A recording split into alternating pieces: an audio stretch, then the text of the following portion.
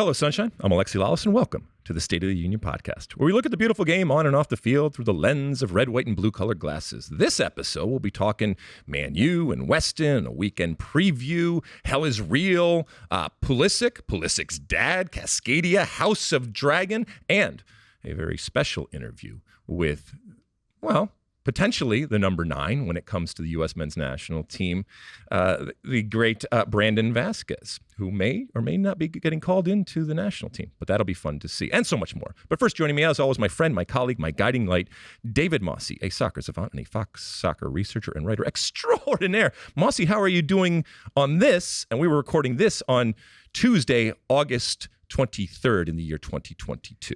I am doing well. I'm getting used to this 2 podcasts a week arrangement. Well, we're trying. There's so much soccer, as we all know, and we're trying to be as relevant as possible. And it's impossible to cover it all, but we're trying, and we hope that sometimes less is more. But in this case, we hope that more is more when it comes to what we are putting out. I know it hasn't been a long time, but anything that you saw over the last 24, 36 hours? Well, first off, thank you to your mother, who sent me an excellent New Yorker interview with Vince Gilligan, the creator of 2 of my favorite shows of all time, Breaking Bad and Better Call Saul. I'm convinced my mom listens to this pod for you, without a doubt. And she always asks me about you, and she's always concerned about what's going on, and she takes your word as gospel when it comes to some of these things. So yes, she had heard you talking about Better Call Saul and the end of it, and boom, there it was. And so I woke up in the morning and there was the link, so I sent it on through to you. So I might just put you guys in touch so you can cut out the middleman here. Makes sense to me. Number 2, I mentioned on our previous podcast that I had to work late Sunday night, so I didn't get a chance to watch House of the Dragon that night, but I did watch it on Monday evening, the first episode of the Game of Thrones prequel. Don't blow it for me, because who knows how many years from now I'm going to actually watch it, but go ahead. I liked it. Got me back into that world. I'm looking forward to the rest of this. Money well spent? Because the amount of money evidently has been spent on the production of this is astronomical. I think it is well spent. Yeah, the ratings were phenomenal and people were into it. So I think HBO is going to get its bang for its buck here. The Targaryens, huh? Right. Okay. I've not watched much, but I did start another book. I told you about the other book I was reading, but I've started another book called Freezing Order, the story of money laundering, murder, and surviving Vladimir Putin's wrath. So that should be interesting and very timely, given what's going on in the world right now. So I'll tell you how that one goes, but it's not necessarily a recommendation because I'm not through it yet, but I'm interested to see how it goes. And it was recommended by my doctor. Got some knee problems, Mosse. It happens to everyone. So, we'll see if we can fix that. But if nothing else, I got a good book recommendation out of the appointment. You ready to light the candle? Let's do it. All right, let's dive into it. We mentioned on the pod earlier in the week that we were recording before the big Manchester-Liverpool game. It came, it happened, and happy days are here again. When it comes to Manchester United, they rolled back the clock. They looked inspired. They obviously got the result against, yes, a weakened Liverpool, as I'm sure all the Liverpool fans will rightly point out. But are we justified in our excitement and joy? Some joy, not everybody has joy, but excitement about what happened in this game from a Manchester United perspective? Yes, I think it was a real step in the right direction. The interesting thing is that it came with Cristiano Ronaldo and Harry Maguire not starting. Ooh. In the case of Ronaldo, he came on late, but United played with the real intensity and a real energy, and some people wondered if that performance would have been possible with Cristiano Ronaldo on the field. So, this whole narrative of the intensity and the spirit and the grit and all of that, I get that, and yes, that was on display. And I guess, it's gotten so low that we are scraping the bottom of the barrel that a little bit of spirit or grit from Manchester United is looked at as a step in the right direction. Is that enough, though? Is that enough for a team like Manchester United and is it sustainable? because we all know that you can fight and scratch and do all that kind of stuff. But at some point, if you can't get the ball and you don't have possession of the ball and you're not creating chances, it doesn't matter. We've all seen that guy that runs 100 miles an hour and slide tackles and everybody goes crazy. And I know there's a visceral reaction to that type of physical aggression. And I'm susceptible as just like anybody else. But it's not sustainable, and eventually people figure it out. So is it good, or is it just covering up the cracks? Well, as far as winning and retaining the ball, Casemiro could help in that regard. That's true. They paraded him around before this game. And yeah, this was a unique matchup in which they faced a team like Liverpool, and they scored a goal early, so they were on the back foot for most of the game, protecting their lead, and everybody was okay with that. Yeah, most weeks in the Premier League, Manchester United are going to be facing teams where they have to try to impose themselves and provide more of the offensive impetus. And so, yeah, all that spirit and energy has to be mixed with some real quality to break down the opposition, which I think they do have. I saw the makings of a really good team there with Sancho, Rashford, Elanga, Martial, Bruno Fernandes, Christian Eriksen. So I do think even without Ronaldo on the field, if Erik ten Hag can get the most out of all those players I mentioned, then you will have that blend of energy and quality. Yeah, I mean, I think you would agree, not out of the woods yet, but there is a fragile aspect of this Manchester United, even in victory. And keep in mind, Manchester United with that win actually went above Liverpool. And so spinning it back around and looking at Liverpool, I don't think people are worried about Liverpool, but this was a dour, uninspired type of Liverpool. And I know they don't have all of their players. I get that. But still, I mean, even had Virgil van Dijk that just looked completely out of sorts. And in general, that team did not look like a Klopp team and did not look like a Liverpool team. Yeah, that midfield three of Henderson, Milner, and Elliott was very suspect. And James Milner, instead of yelling at everybody else, maybe pick your own game up, because he was just as much a part of the problem. And yeah, I agree with you. Van Dijk really struggled.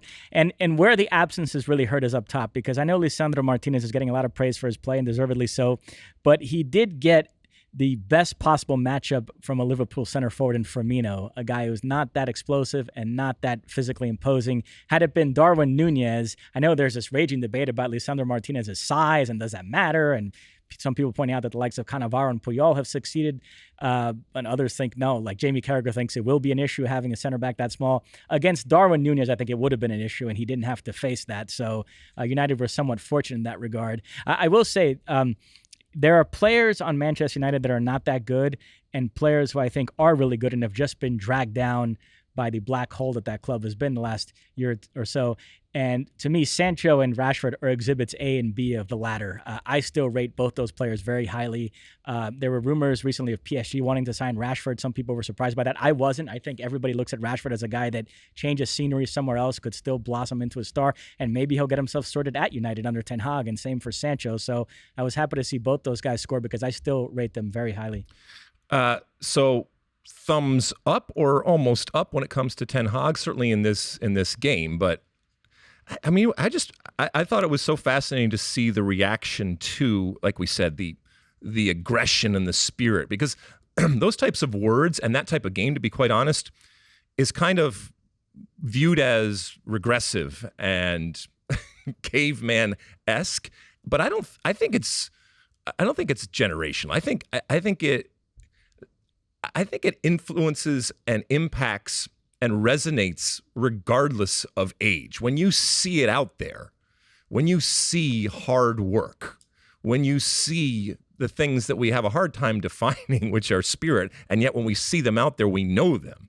I think that it doesn't matter what culture, I think it doesn't matter what time, it doesn't matter what age you are. That type of stuff is timeless. But as we said before, it only lasts so long. You know, one other thing that's worth highlighting, in the Premier League, they've tweaked the way they do offsides, and it's tripping up a lot of commentators, because we've grown accustomed in England to, if anything, it's the other way, where we used to see plays where to the naked eye it looked like the guy was onside, and then VAR would do offsides, and we'd all be furious. Yeah. It's kind of seems to be going the other way this season. If you watch the Arsenal-Bournemouth game, on Arsenal's second goal and the build-up to it, Saka played this ball to an overlapping Ben White, and when they showed the replay, it looked like Ben White was definitely offsides. The announcer said, oh, this is going to come back, and then they did the VAR check, and he was on. The goal stood, the Odegaard goal. And this one, the United's second goal, when Martial plays it to Rashford, he scores. Right. When they showed the replay, I don't blame, I think it was Lee Dixon for saying right away, oh, that's going to get chalked off. And then it turns out he was on. And the reason is they've got what they're calling the tolerance level now, where if the lines connect, then the guy's on. Even if the defender's line is a smidge ahead, but if they touch, then the guy is on. So that's their effort to give the line, some benefit of the doubt to the striker. Yeah, I mean, so that's it. The tie goes to the runner, right? And that I want that. I think everybody wants that. Nobody wants goals to be called back. We want to encourage attacking. We want to encourage goals when it comes to like that. So, but you're still just moving a line, ultimately. And you're still going to have Gabriel Jesus had a goal chalked off against Bournemouth for like a millimetric, and some people were like, oh, the lines are virtually touching. You should give that to him. So, See, and they're right back where we started. Oh, my goodness. All right, so good, but the jury's still out. And one last thing on Ronaldo. There's all these reports now that United are willing to let him go. You still have to find a club. It's not like they've been turning down offers for him all summer. Nobody has stepped up, and so if that doesn't happen the next few days, they're stuck with each other this season. And he's got his press conference coming up where he's going to the Al Capone, the decision, or the Al Capone vote, or whatever. I don't know. He's going to show us exactly what is going on in the world when it comes to Ronaldo. I don't know. Well, good for Manchester United to throw this thing on its head. This is, we talk about the lack of parity that exists in a lot of the European leagues, and there is certainly a lack relative to MLS, but you're seeing why this is the most popular league in the world, and this type of excitement and all of this intrigue and theater that goes on and off the field. There wasn't as much intrigue off the field when it comes to, the Glazer out type of stuff that was going on. There was plenty of signs and all that kind of stuff, but it didn't interfere ultimately with the game. And by the way, you just paraded Casemiro around the field that they used plenty of money on. He looked like it was a very expensive suit that he was wearing. So he can afford it. Yes, he can, and he's going to be good. All right, what do you want to go to now? Game in Italy, I want to mention Sampdoria Juventus finished 0-0. Weston McKennie started, played about 60 minutes, taken off, did not play that well, but he wasn't alone. This was an overall drab game, not much going on. Juve, you feel like they're already dependent on Angel Di Maria, who just arrived this season, played very well in their opener against Sassuolo, but got hurt, missed this game, and you already kind of found yourself thinking, boy, they really missed Di Maria, a player that just arrived. Not a lot of inventiveness from this Juve side. Some questions about Allegri already. These sequels don't always work out. I mean, we know tremendous first spell there, 5 straight Serie A titles, 2 Champions League final appearances. Then they dipped with Sarri and then really with Pirlo. And they bring Allegri back thinking, okay, daddy's home, everything's going to be back to normal. And yet they continue to struggle. So it makes you think that Juve's problems are deeper than the manager. Shall we spin it forward? Yes, lots of games to look forward to. You want to start with MLS? Yeah, let's do that. All right, Friday we have an incredible game to look forward to. Austin FC play host to LAFC, 1-2 in the West. I would say this is Austin's last chance to make this interesting. They're 9 points back. If they win, they cut it down to 6. If LAFC win, then it's probably all over. Well, and the question would be, from a LAFC perspective, do you actually play all your players? And does this rotation stop? I mean, you are playing a team that is very good, but again, we talked about it on the last pod. Steve Cherundolo has decided that he is going to, rest the players, and we'll see if that ultimately is a good thing. I want to see all guns blazing. I want to see these two teams go at it. Yeah, they've been in this load management mode, and there's still this question out there of what does Steve Cherundolo consider his best lineup? Yep. And this is a game where, in theory, he might be compelled to give us some idea of that, but I don't know. To your point, he might still be stuck in this load management thing where, so who knows what lineup he's going to put out there. Yeah, I mean, I hope he goes with the strongest lineup that he could possibly plan from the start. And even saying that, I think Austin's going to be up for this. And it would not surprise me in the least if we don't see LAFC losing back-to-back games. If Austin wins and Driussi has a big game, maybe scores a couple of goals, I think he really then separates himself in the MVP conversation. Yeah, we'll see. Let's go to Cascadia, right? It's upon us. Yeah, Portland facing Seattle also on Friday. Both teams below the playoff line right now, 1 point out of the last spot. This is widely considered the best rivalry in MLS, but a few weeks ago you got everybody upset in that part of the country by claiming that you think El Tráfico is better, and then you gave your explanation, something about them being too provincial, and they all got upset. Why don't you remind us all of... I can't remember. I lose track of the things that I've said that have gotten people upset. Yeah, I mean, this is still must-see, and I'm certainly going to watch it, especially considering where both of these teams are. I think it is... Seattle, we've talked about how they were actually very good against the LA Galaxy and still weren't able to get the 3 points. Now they have to go against a desperate Portland, a reeling Portland after getting their ass handed to in Kansas City. And both of these teams obviously need points. I mean, we are looking at a situation where one or possibly both of Portland and Seattle, and certainly of late, and when it comes to Seattle, for a long time, are perennial playoff teams not making the playoffs. And man, oh man, you think that Portland and Seattle are insufferable now. What if their teams don't make the playoffs too? My goodness, what will they blame then? I don't know, but I'm going to watch it either way. I think the desperation, it's like a measurement of who is more desperate right now. Tied at 33 points, sitting at 10th and 9th respectively. I think Seattle's more desperate. I think they have to kind of, and not even show others, like show themselves that wasn't an aberration what we saw against the LA Galaxy. And coming into Portland, their biggest rival, and smacking them around and getting 3 points, that would really be a benchmark. That would really be something to say, okay, this Seattle team is back and look out.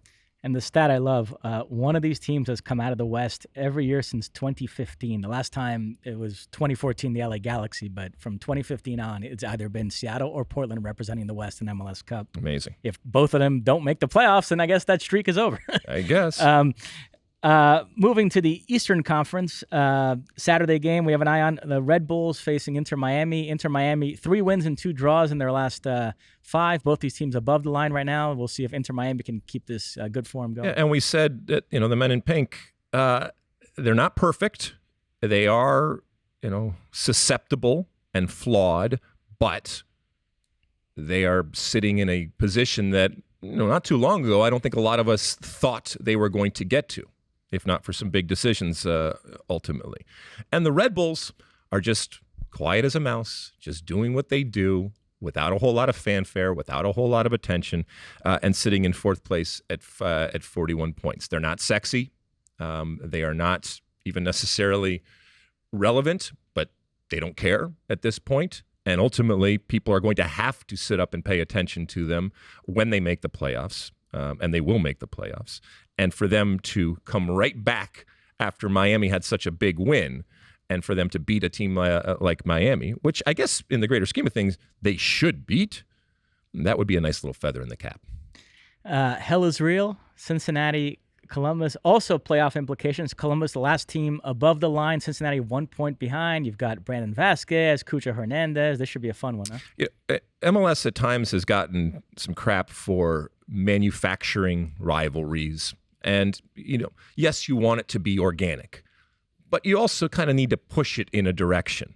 And, this writes itself to a certain extent with Cincinnati and Columbus. It hasn't been a great rivalry because of how bad Cincinnati has been.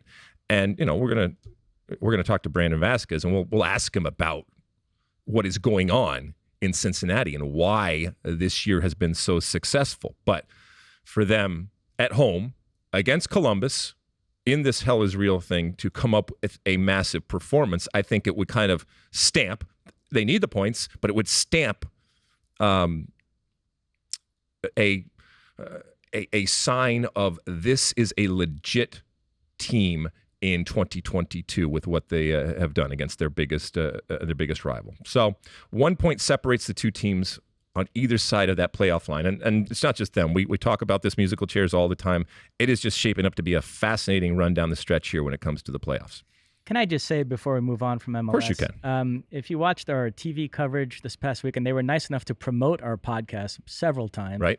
But this whole TV podcast synergy is a two-way street. And Sean Sullivan, in the rundown he sent us, games to watch this weekend, did not include the FS1 game, Orlando NYCFC. I'm going to tell Zach Kenworthy that after we're done taping. He is going to be furious. Sean can expect a nasty email. Exactly. The executives are not going to be happy with that. Well, do you want to promote it then?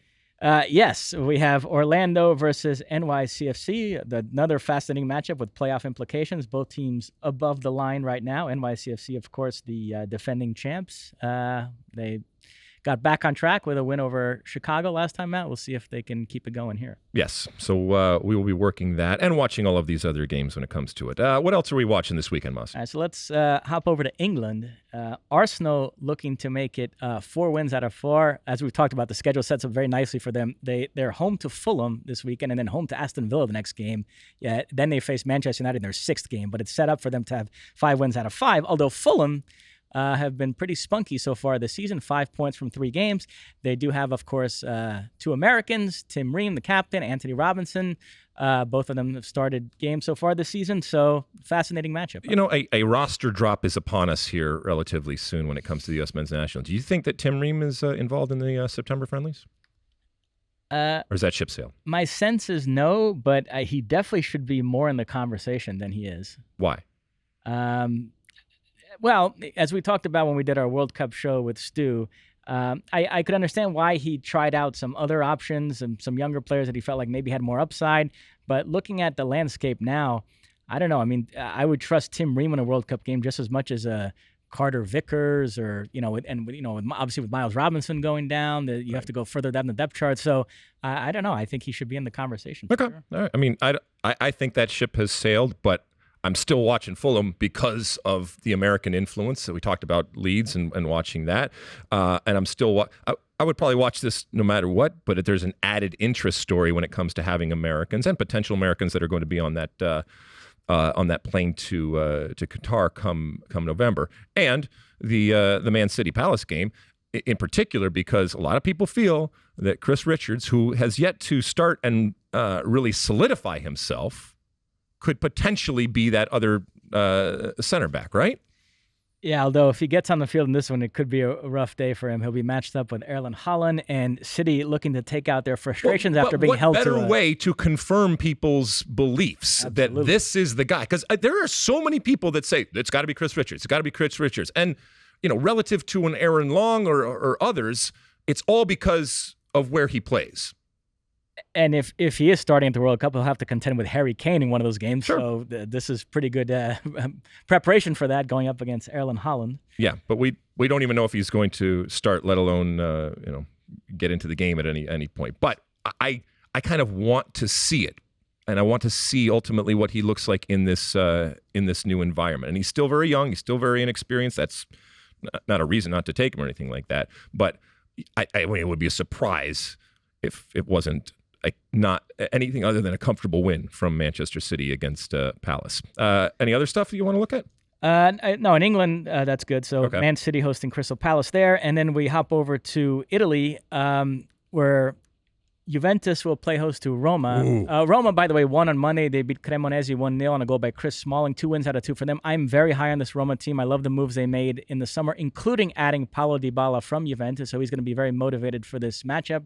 Roma has a very tasty front 3 with Dybala, Zaniolo, and Tammy Abraham. So this is kind of an early bellwether game. I'm picking Roma to finish in the top 4, and they can really make a statement here if they knock off Juve. So this is an interesting Why do you think Juve let Dybala go? I don't understand.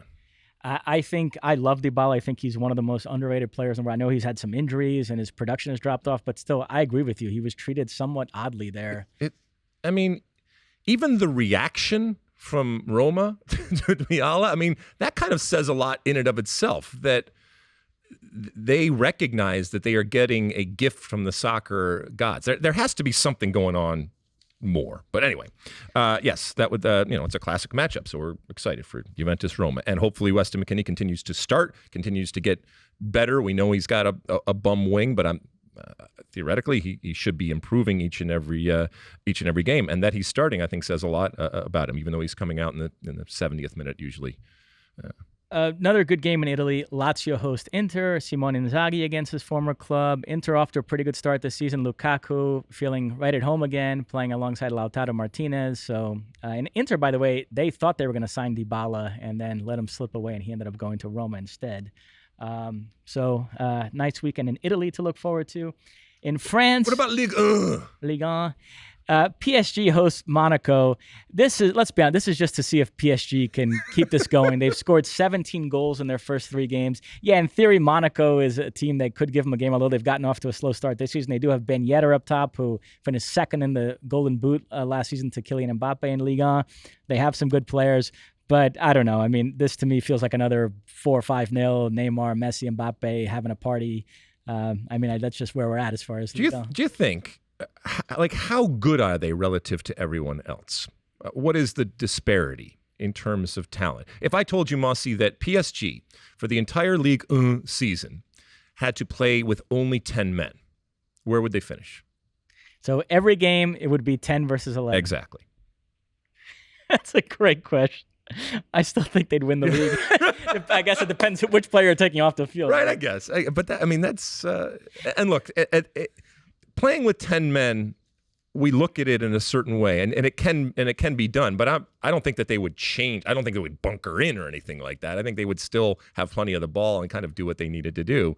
But yeah, to your point, that it even that possibility exists that they could do that says a lot about where they are. You wonder, when we're putting together this list of games to look forward to, if any Ligue 1 game, do you just look silly trying to, I even thought about this with the Bundesliga this weekend, because Bayern faced Gladbach, who are off to a pretty good start, 7 points from 3 games. They've got Joe Scally, so hey, maybe, but then it's like 4-0 Bayern in the first half, and you look ridiculous for having hyped that up as a quote unquote big game. Well, that's why you want it to be a surprise. You want it to be a Manchester United beating Liverpool type of situation when it comes to the Bundesliga or Liga out there. But chances are you're just not going to get it. Chances are you're going to get a lot of goals, but in a game that's really not that interesting. Goals are interesting, and I love goals, but there comes a point where it just gets old. All right, anything else in terms of what we're looking for? That's it. All right, we're going to take a quick break, and when we come back, we're going to talk to Brandon Vazquez, so don't go anywhere. All right, welcome back. We're going to talk with Brandon Vazquez, starting striker for FC Cincinnati. The man has 15 goals and 4 assists in his 26 appearances for Cincinnati, and that would in and of itself be interesting to talk to a great goal scorer from MLS, but there is a lot of talk that he is going to get called in to the U.S. men's national team with the upcoming window and friendlies. And that would be important because the U.S. men's national team is looking for this type of traditional striker up there. I think that I think he's going to get called in, and I think it's going to decide whether he is on the plane to Qatar. He's a really interesting young man, and he's a really interesting player, both for Cincinnati and I think for the U.S. men's national team going forward. Welcome, Brandon, to the State of the Union podcast. Really appreciate you spending some time here. We know you don't have a lot of it. All right, we're going to get right into it. By the way, you look wonderful. You got this whole Clark Kent thing going on. This is what you are off the field, and then you get on the field and you turn into Superman. I'm going to ask you a question because this is the question that a lot of American soccer fans have right now. I'm assuming you want to get called into the U.S. men's national team, but do you think you are going to get called into the U.S. men's national team? And do you think that you have done enough to get called in to the U.S. men's national team? Well, first of all, thank you for having me. It's a pleasure. And of course, I want to be there. I know a lot of players there. I feel like I'd fit in perfectly. And absolutely, I think I've done a lot, but I think also it's an endless work that it takes to be there, and I don't think it's close to being done. I think the work is barely starting, and I'm thriving to get there, and I just gotta keep pushing. Brandon, be honest. Now that the World Cup is approaching and your name is being mentioned, are you checking what other strikers are doing, whether it's Jesus Ferreira in MLS or guys like Pifak, Pepe, and Sargent in Europe? Do you have kind of one eye on what they're doing as well and comparing them to you? Well, I'm not going out of my way to check, but I do like follow MLS and USMNT on social medias and stuff. So it does pop up on my feed every now and then. So I feel like I'm pretty updated on how everybody else is doing, but I try to not pay attention to the buzz. Like I said, and go out of my way to be seeing this kind of stuff. I try to just focus on myself and not to compare myself. I feel like that could play mental games, and I just want to be the best that I could be and push myself to be the best I can be. Does it bother you that in conversations about the national team, there's still a type of U.S. fan that dismisses what a player does in MLS and puts much more stock in what they do in Europe?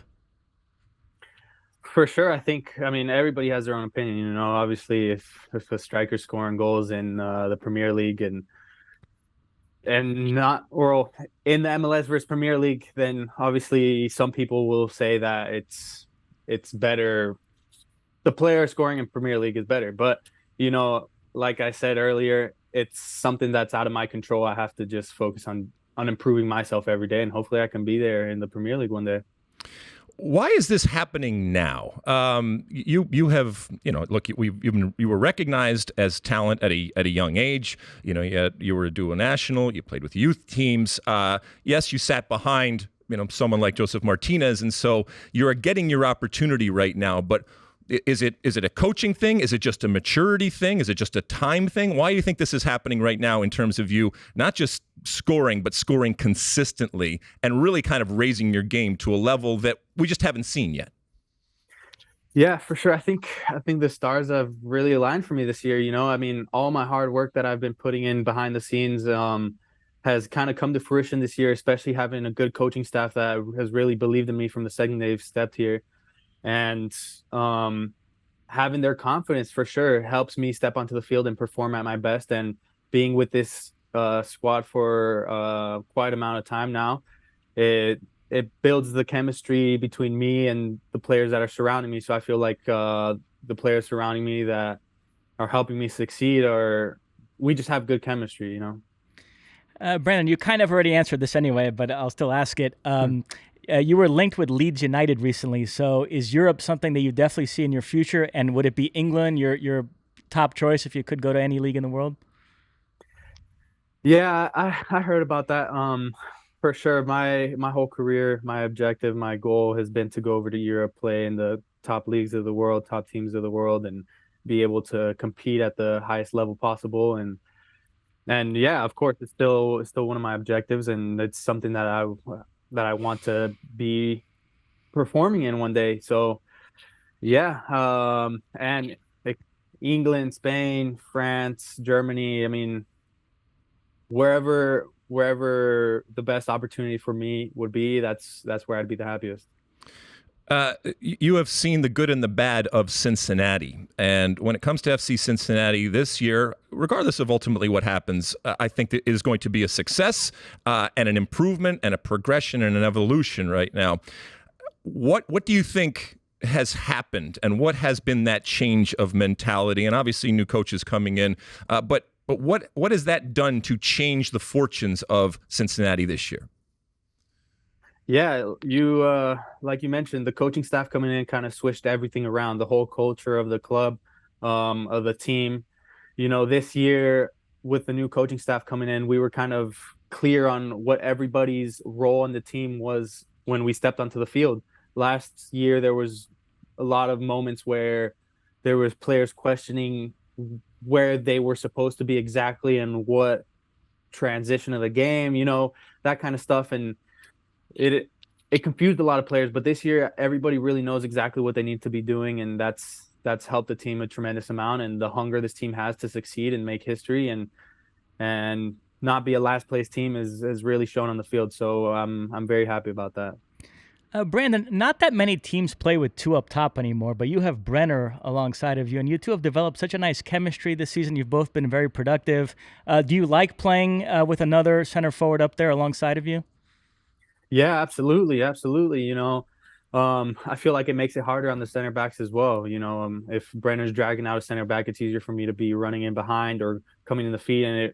And with both of us playing really close together, it really confuses the center backs.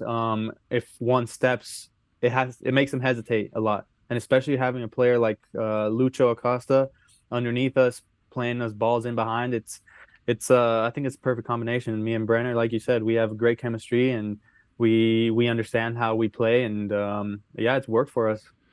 My friend, hell is real. All right, it's coming again. It's wonderful to see this rivalry between Cincinnati and Columbus, and that Cincinnati is Columbus is important. We got another one coming this way. First off, how do you feel going into this game? And then, more importantly, is hell really real in terms of this rivalry, the way that you feel it? Yeah, absolutely. I think this is one of the biggest games of the year, and we played against them a couple weeks ago, and we didn't take a point out of that. We lost 1-0, and I think we have a chip on our shoulder now. We have this revenge feeling, and every time there's one of these hell is real games, you can feel it. You can feel it before the game. You can feel it when you get to the stadium. The tension is just a rivalry that's real. So yeah, we're looking to take all 3 points this weekend, and I think this team is hungry. And I think I said 1-0, but it was 2-0, I believe. Do you feel like you're a team that if you make the playoffs, you could be very dangerous with all the firepower you guys have? We know the MLS playoffs can be unpredictable. So is the mentality, let's just figure out a way to get in and then you kind of restart and anything can happen? Yeah, that's exactly it. We just need I think we're a playoff team. I think we'd be a great playoff team. So as long as we can get in there, anything can happen. We've had incredible performances this year as a whole team. And if we could have those same performances in playoffs, who knows how far we could go. I mean, we could surprise the league and get farther than anybody expects. Let's spin it back to the national team. If you are called in, what do you think you bring specifically in the way that you play? And you've watched the U.S. men's national team play, so you know the situation going on there. And, even now with Jesus Ferreira, he plays the position very differently than you do. But what do you think that you can bring that is needed and missing when it comes to the U.S. men's national team for that specific number 9 striker position? Yeah, I think I bring a big presence up top, a big presence in the box. And I feel like I'm really good at my movement in the box and understanding where my positioning needs to be depending on the players around me. So I think I could bring some strength and power up top, and a big presence for sure. Brandon, you are still eligible for Mexico. There's an assumption that you would prefer the U.S., but what happens if Mexico calls you up first? If Mexico calls me up first, then I would have to talk to my agents and see if U.S. is matching the same thing. I need to get together with my family and agents as well and make that decision when it comes to that moment. But yeah, like you said, I have to keep all doors open. I have to do what's best for my career. And if Mexico calls and U.S. doesn't, then I'll have to make a decision then. But yeah, I've said it before. I grew up in a Mexican family watching Mexico national team games. And so I have Mexico in the blood, but I also grew up in the youth national team. And I know most of the national team, the men's national team players. I played with almost all of them or against all of them. So I feel like I have a good chemistry there as well, and I fit in right away. Do you believe that somebody playing for a national team ultimately has to feel something for the country that he or she is representing? And I'm not saying that you playing for Mexico, you wouldn't feel something, but I guess it would be the argument or the concern would be that someone like you that has these different opportunities, and you mentioned weighing the two and the balance there, that there could possibly be a mercenary element of it coming in. And I'm just going because this is the team that called me and I just want to play in a World Cup. And that can be incredible motivation. But do you believe ultimately, I guess is a much bigger question, that when somebody is playing for a national team, that ultimately it's because they want to play specifically for that country and they feel something for that country? Absolutely. Absolutely. I think players get their best games out of them, and as like a love for the country, passion, like you said, I think players get the best game out of themselves when they have that hunger to help their country succeed and represent. It's a big privilege, and I think it's something that nobody should take for granted. Have you had much communication with Greg Berhalter or his coaching staff? Have they let you know, hey, we're watching you, keep doing what you're doing, we definitely are keeping tabs on you? Yeah, exactly. I talked to Greg right before the June camp where there was a Morocco game here in Cincinnati, and then a couple games after that. And he basically said the same thing. He said, keep scoring, keep that rhythm going, and we have another camp in September, and we could possibly be seeing you there. And a couple weeks ago, we played Philadelphia. His assistant coach, Anthony Hudson, came out to the game, spoke with him after the game. He's basically telling me what they want to see in their national team number 9 and their starting position number 9, and what they would like to see from me. And even though they play a different formation, they play with 1 forward and we play here at 2 forwards, to keep in mind what they like as well in their number 9. So yeah, I've had a little bit more communication there.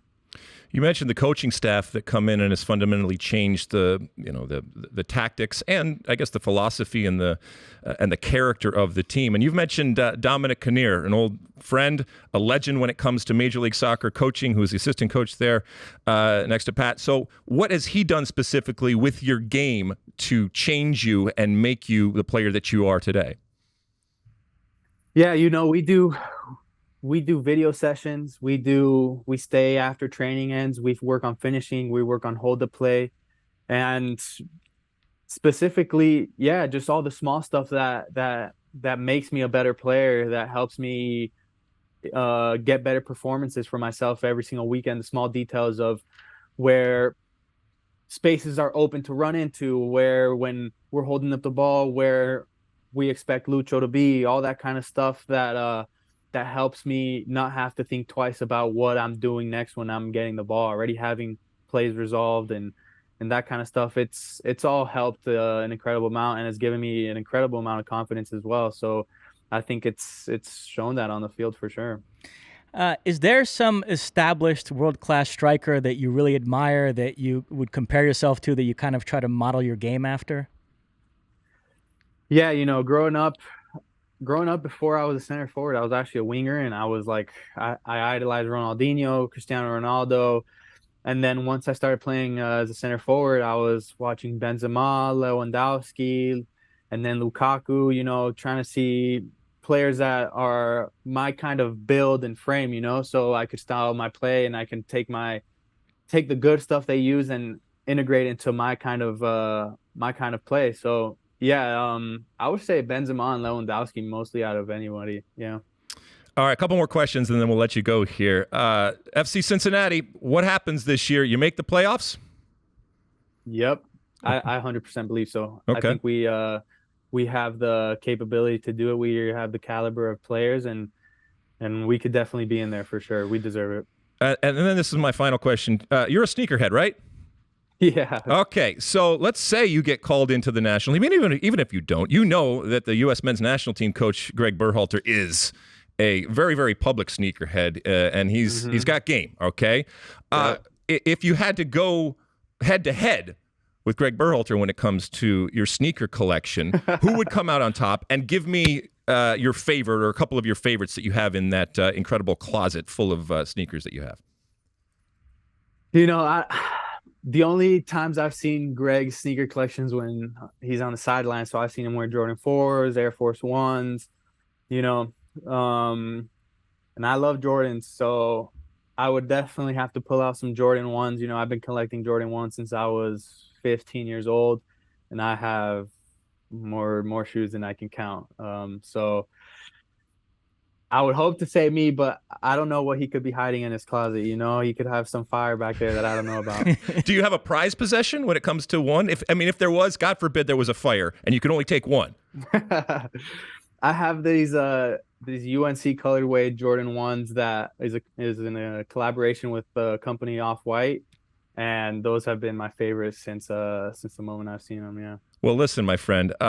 If you get called into the national team, and then if you are on that plane to Qatar, I bet you there's some people out there that would love to give you some special USA sneakers out there and increase the number of pairs in your wardrobe. Brandon Vazquez, thank you so much for coming on the State of the Union podcast. I wish you all of the luck when it comes to FC Cincinnati and this run up to the playoffs. Continue scoring, my friend. Continue doing what you're doing.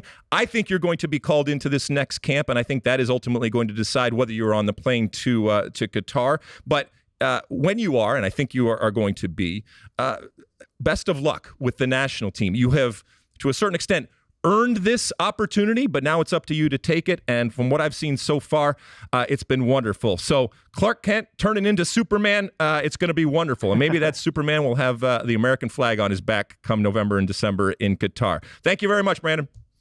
Absolutely. Thank you guys so much. It was a pleasure. All right, welcome back. It's time for Ask Alexi. That was a really interesting conversation with Brandon Vazquez. And as I said, I'm really interested to see ultimately how this shakes out. Like I said, I think he'll be with the national team. And if he is, how is he going to fit in? Because just because you're doing it with a club doesn't necessarily mean it always translates and form fallacy and all that kind of stuff. But we're going to put it to the test here if he gets called in to the national team. All right, Ask Alexi. You know all about it.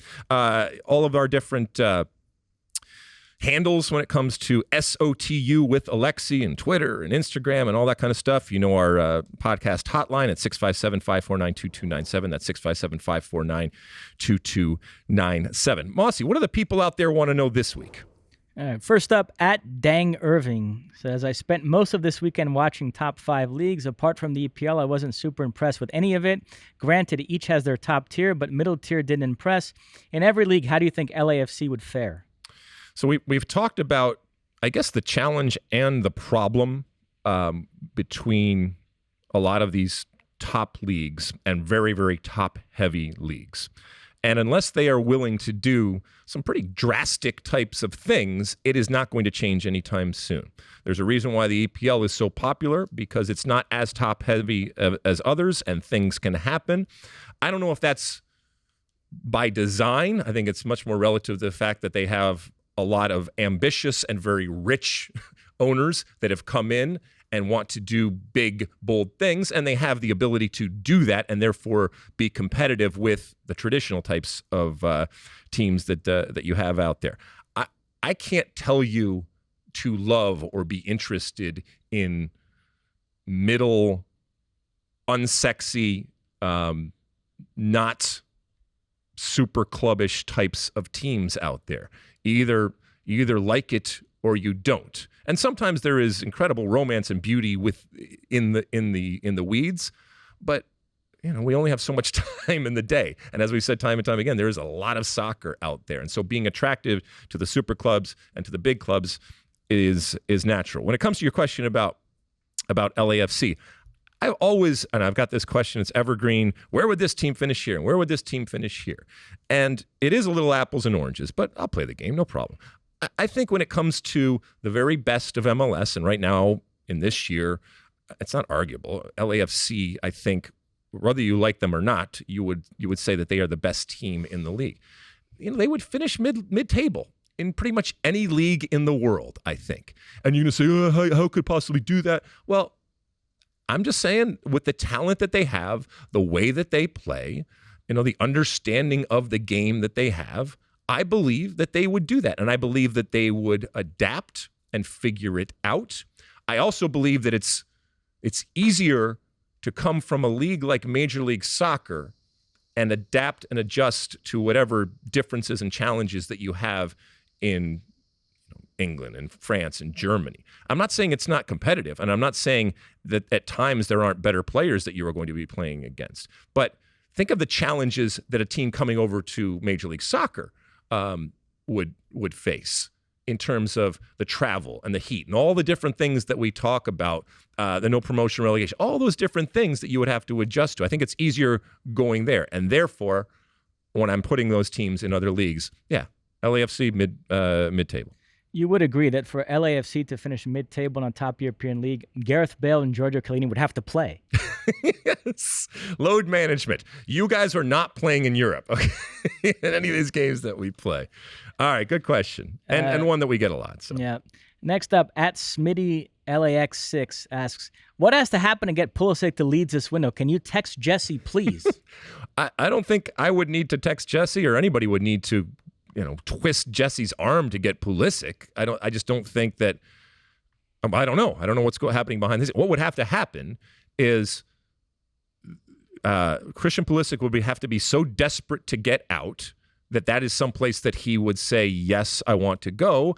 And it doesn't matter whether it's Leeds or anybody else. Chelsea has to believe that is okay with what they're doing. I mean, for example, maybe it's much more realistic in that if Christian Pulisic goes to Manchester United or something like that, you are making a rival that much better in terms of the upper echelon elite teams. If Christian Pulisic goes to Leeds, notwithstanding what happened over the weekend, I don't think that you are hurting yourself when I'm thinking about it from a Chelsea perspective by doing that. So what has to happen? It just has to make sense for Tuchel, Pulisic, and more importantly for Chelsea. I will say, before the season started, when Leeds were linked with other American or MLS players, there was this feeling of, calm down, Jesse. They're not going to let you bring that many over. There's still this sort of reluctance to... I think the way the season started, the way Aronson and Adams are playing, he probably does have enough leeway right now if he wanted to bring in another American.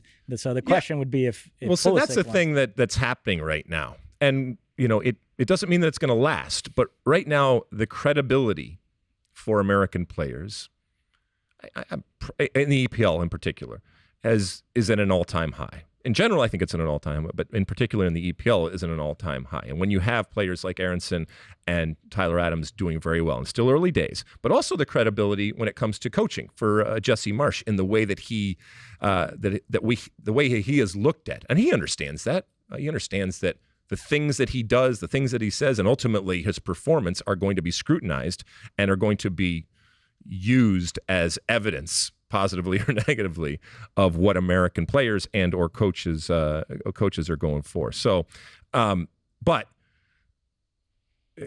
I think Christian Pulisic has kind of transcended in that he's a great player that just happens to be American. So I don't think anybody would, from an American perspective, I can't even believe he's bringing in all these Americans. Christian Pulisic's an outlier. That's fair. That more applies to like a Brandon Vazquez. Yeah. Final question. Barry Matthew J asks, any chance CONCACAF gets involved with the joint CONMEBOL UEFA Nations League to prepare for the 2026 World Cup? Well, we know that from a U.S. perspective and a Canada perspective and a Mexico perspective, they will not be going through the traditional qualifying process. And that poses some challenges and some problems.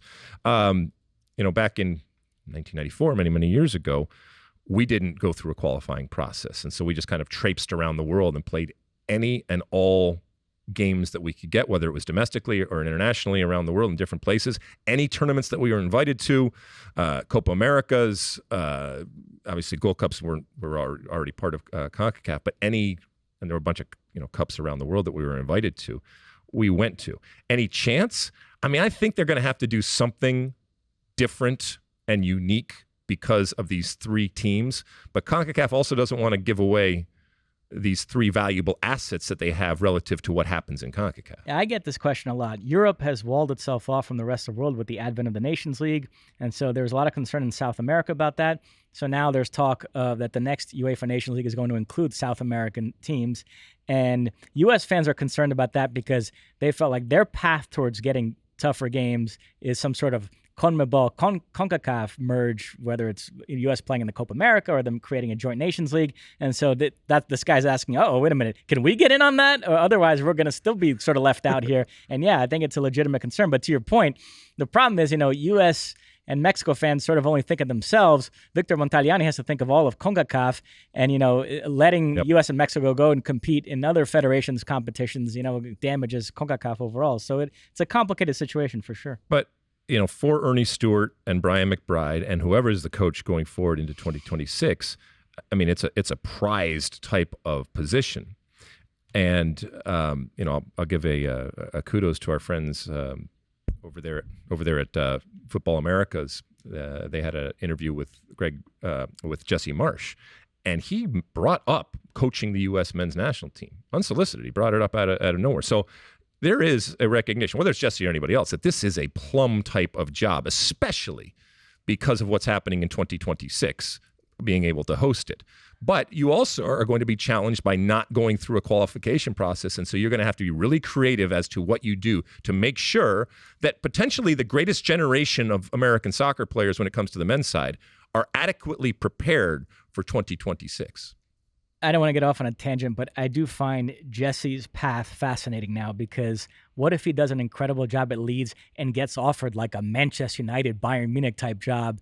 Would he prioritize that over the U.S. national team? Yeah, I mean, I think he has his eyes set on the national team. And look, it may happen. I think if Greg Berhalter does well in this World Cup, gets out of the group and does well, and it's roundly recognized as, with a still young and inexperienced group, a success, I think he's going to get given the opportunity to go to 2026.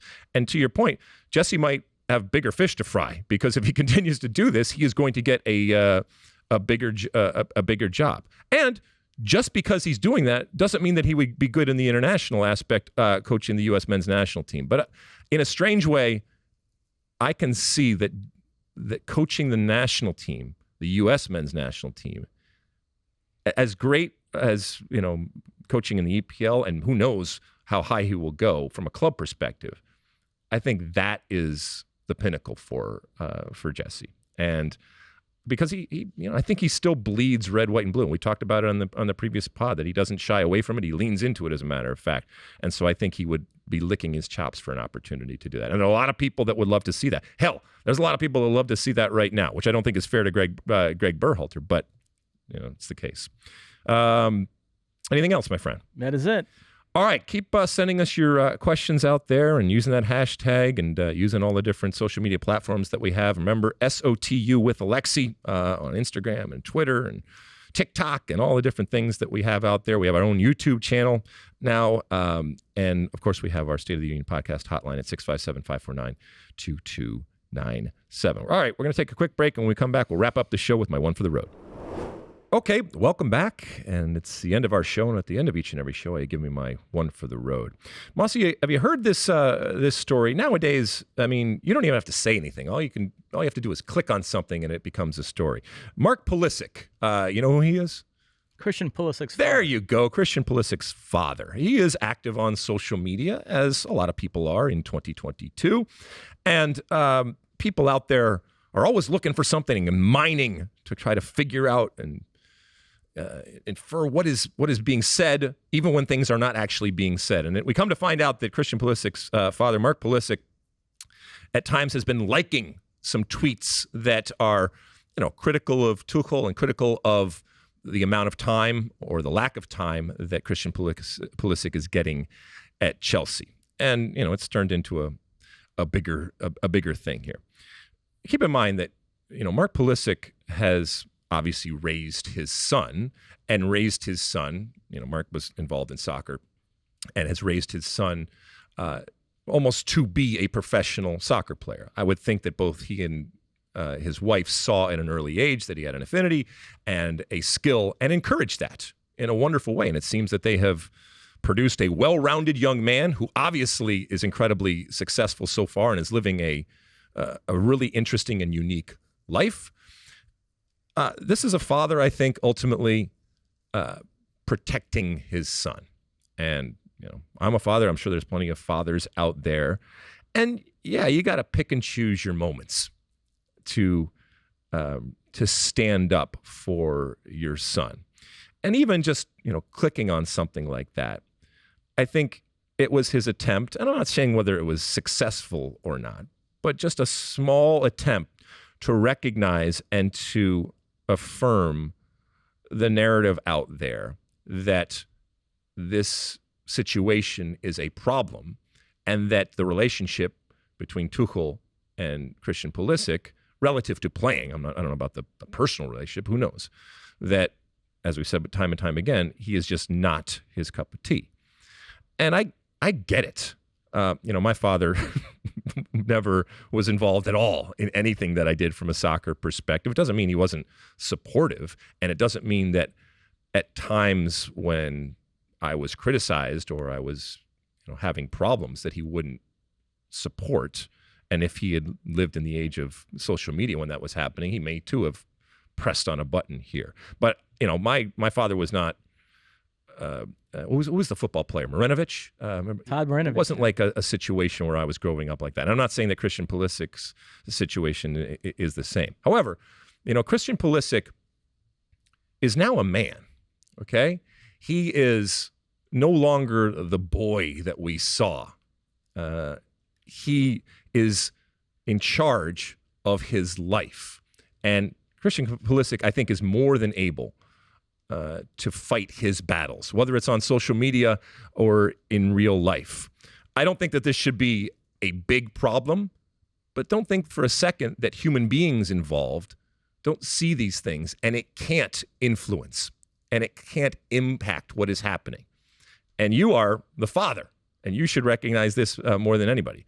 But I'm not coming down on him, because ultimately, this is a father who loves his son. This is a father who sees his son in a situation that's difficult and wants to do anything in his power to try to rectify that situation. And that is love, all right? And that is support. And love and support sometimes can come in some very different and strange ways, ultimately. But you want somebody to have your back. And if your own flesh and blood doesn't have your back, then that's a problem. And whether it's putting their arm around you, whether it's taking a hit for you, or whether it's ultimately just pressing a button and liking something out there, it's all about love. It's all about support. And it's all about wanting good things. And I think whether you're a father or not, you can relate to that, and you can understand that that's where ultimately that is coming from.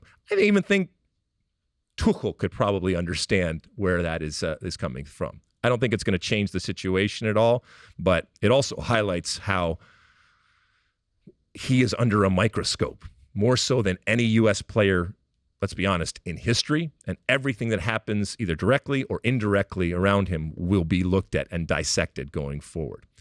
And that's the price of being a star. And he is a star without a doubt. And so to Mark Pulisic, I love that you're supporting your son. I hope that you continue to do that. Who knows where your son's going to end up? But guess what? Your son's a big boy. As a matter of fact, he's a man, and he can stand up for himself. He doesn't need you to do that, and that's because of the way that you have raised him. So take pride in that. Mosse, anything before we go? You know, I have never liked a tweet. I haven't. Oh, actually, if you look at my Twitter feed, I've never liked a tweet except for one, and it says, "Why don't you like tweets?" So that's the one that I did. Meta. Oh, my goodness. Thank you. Thank you to everybody for tuning in and listening. Continue to rate and review and subscribe and do all that kind of stuff. Thank you especially to U.S. men's national team striker, I think, and obvious FC Cincinnati striker Brandon Vazquez for coming on the show and talking about the potential from a national team and the reality that it's existing right now with how well he is playing for FC Cincinnati. Look forward to next week, when we have a special interview with the one and only Jesus Ferreira. So we have competing number 9 strikers for the national team, potentially for the U.S. men's national team. So look for that next week. Anything before we go, Mosse? That's it. All right. Until next time, this has been the State of the Union. And until next time, size the day. You like that clip? Well, my State of the Union podcast drops every week. Subscribe now on Apple Podcasts, Spotify, or wherever you get your podcasts.